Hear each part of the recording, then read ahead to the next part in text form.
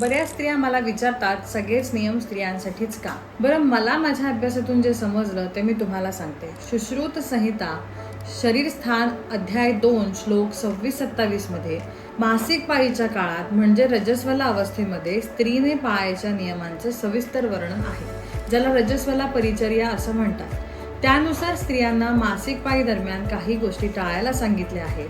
आणि हे फक्त नियम नाहीयेत, यामागे पूर्ण विज्ञान आहे. आपलं शरीर जे आहे ना ते 2 भागात विभागलं गेलंय, स्थूल शरीर आणि सूक्ष्म शरीर. आपल्या शरीरामध्ये त्रिदोष असतात, वात, पित्त आणि कफ.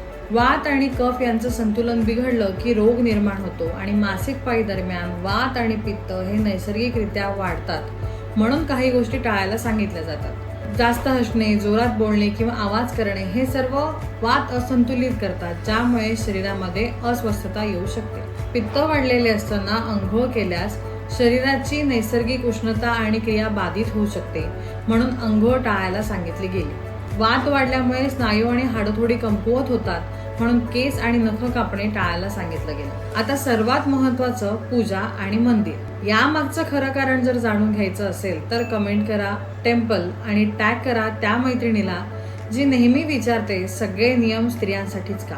Always remember, women are not restricted, they are protected because they carry the power to create, nurture and sustain life.